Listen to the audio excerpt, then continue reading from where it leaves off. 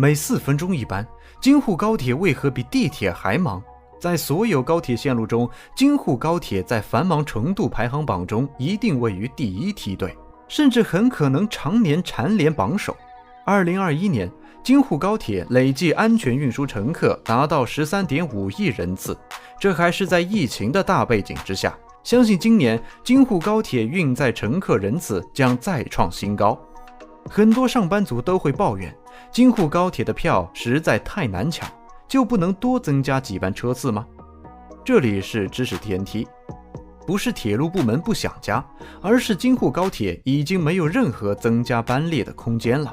放眼整个中国，没有一条线路的发车频次同京沪高铁一样，仅有短短的4分钟。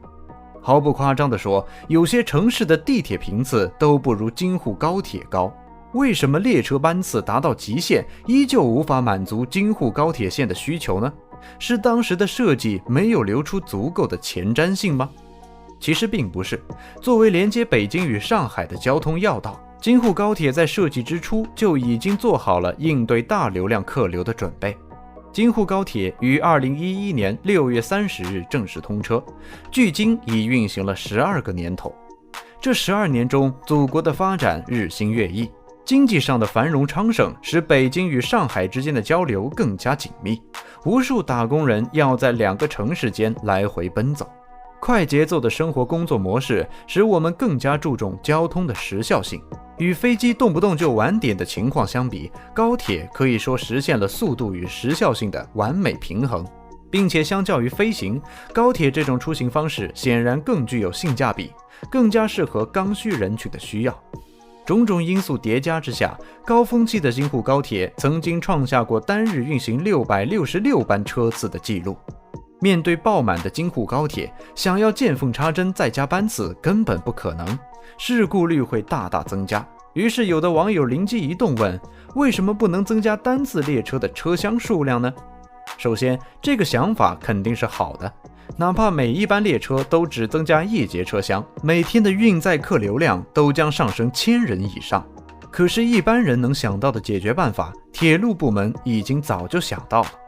京沪高铁现在运行的车次基本上都是长编次动车组，为了尽一切可能的提升运载能力，甚至连大部分跨线车次也采用了长编次动车组。17节超长编车次在别的地方可不常见，但是在京沪高铁上，每隔一小段时间就会出来跑一跑。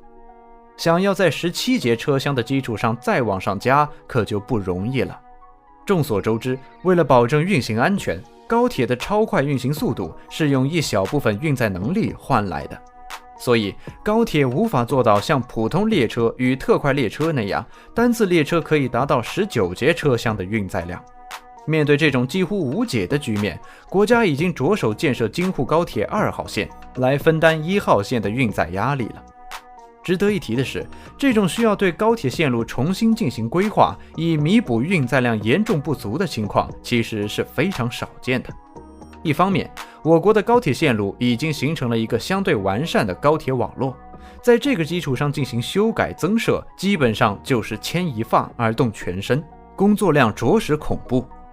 另一方面，高铁线路的修建成本与运营成本都十分惊人，一旦客流量不如预期，铁路公司很可能面临颗粒无收的结局。更不要提铁路建设过程中必要的穿山修桥，以及必然会涉及的占用耕地或者拆迁民房等行为，这些都将为高铁新线路的修建造成诸多不确定性。除此之外，还要考虑到修建铁路线是否会对沿线造成环境破坏，是否会对沿线居民造成噪音污染等问题。总的来说，这真的是一项非常非常大的工程。修建京沪高铁2号线太劳民伤财，我国的普快和特快依旧维持着稳定运营，为何不能用普快和特快分担高铁的压力呢？更有人提出，为何不将普快或特快线路进行改造，使之适应高铁运营呢？这2种解决方案的出发点都很好，但实际操作起来都有着这样或者那样的困难。首先，普通列车与高铁虽然同属铁路系统，但是在技术方面存在着很大的不同。想要将普快线路改造成高铁线路，其成本支出甚至可能比新修建一条高铁线路还要昂贵。其次，越来越多的乘客选择高铁，就是因为它超高的时效性以及350公里每小时的速度。从上海到北京，乘坐高铁仅需要6小时，特快列车需要将近12个小时，而普快列车则要消耗将近24小时的时间。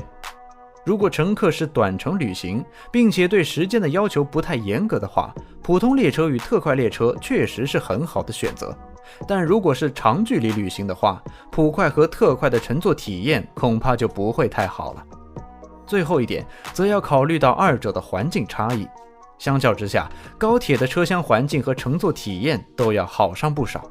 这其实与二者的票价直接相关。为了保障运营成本，普通列车会适当降低一些车厢配套设施的舒适度，这其实也不难理解。旅客愿意承担更高的交通成本，那就应该享受更加舒适的旅行体验。